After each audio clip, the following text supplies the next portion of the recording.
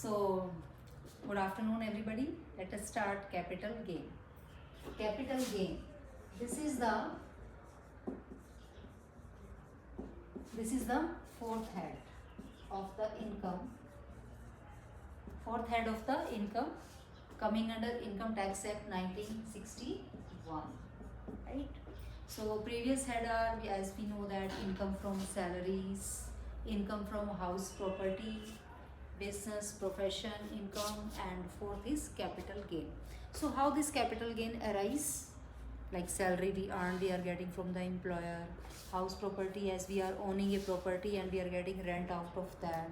Business profession, we run any business or we have some professional expertise and we get income out of that. So in capital gain, the taxable event is capital asset. What is capital asset? Right? So under section 45, any gain, right? Any gain, not loss. Any gain arising out of transfer of capital asset.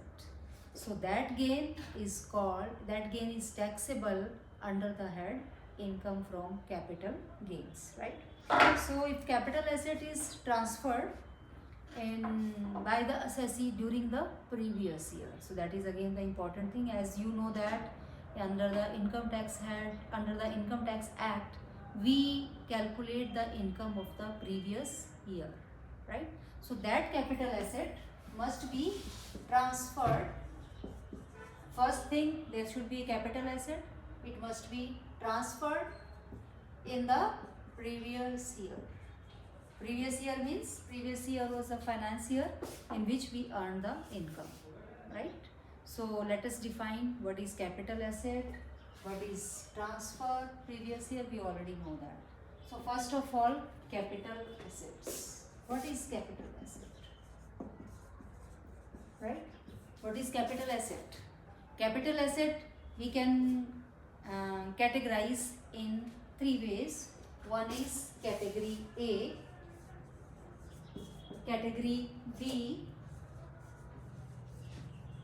and category C. Okay, Ansh Gupta? Category A, category B, and category C. So for the purpose of defining the capital asset, we have categorized into three ways. One is category A.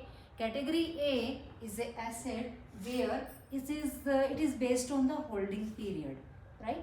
Holding period means the day from which we have purchased, we have started owning that asset, right? That day, and up to the time until we transfer that asset, right? और you can say in layman language, हमने जिस दिन वो asset purchase की उस दिन से लेकर जब तक हमने उसको ट्रांसफ़र नहीं किया, जब तक हमने उसको सेल नहीं किया, so that time period is called holding period. So category A asset where holding period is 12 months. Okay. Category B holding period is 24 months. Category C holding period is 36 months, right? So on the basis of holding of that particular asset, these are categorized. Now the one thing come into the mind, why we have categorized the assets? Capital asset is capital asset, let us transfer it and earn the gain, and that is taxable. We can add into the other incomes as well.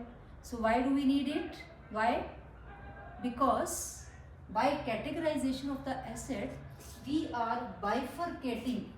What? Bifurcating into short-term capital asset and long-term capital asset. Short-term capital asset and long-term capital asset. Because the tax rates are different on the short-term capital asset, on short-term capital gain, and tax rate is different on the long-term capital gain. So that is why we need to categorize the asset. This category asset, if we hold more than 12 months, that is called long-term capital asset. If we had less than 12 months, that is called short-term capital asset. So vice versa. So let us understand what are the assets which are coming under category A. What are the assets coming under category A? Like equity shares, preference shares, securities, debentures, sovereign bonds, zero coupon bonds, right? And shares of listed companies in the stock market. So that is coming under category A, right? So I have told you already that there is a 5 types of assets which is coming under category A. What is that? Equity or preference shares of any joint stock company listed in the stock market.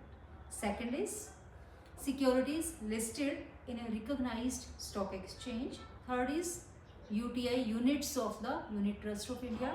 And fourth is a unit of an equity oriented funds like mutual funds. And the last is zero coupon bonds. So these 5 types of assets are coming under category A, where the holding period criteria is 12 months. Next is 24 months. The same thing, if the assets is holding more than 24 months, it is long-term capital asset. If an asset is held less than 24 months, that is short-term capital asset, right? And the gain arising out of transfer of these assets is called capital gain, short-term capital gain or long-term capital gain as per the holding period. The assets coming under this category is 2 types of asset. One is fixed assets like land and building, and second is equity and preference shares of the unlisted companies. Are you getting what I am saying? So this is second category, and third category was not specified, the assets which are not coming under A and B category. So that is the part of category C. So let us take an example which is not coming under category A and B. What is that? Jewelry, right? For example, jewelry. Jewelry is a capital asset, right? So this is coming. This can be come under category C. So if jewelry is held by the assessee more than 3 years and that is sold in the market, so gain arising out of that is coming under the taxable capital gain. As you see nowadays, gold prices are skyrocketing. Last month this 70,000, next month 80,000, the next 90,000, 1 lakh, it's like that. So there is a huge gain arising out of the transfer of the capital assets. So different capital assets are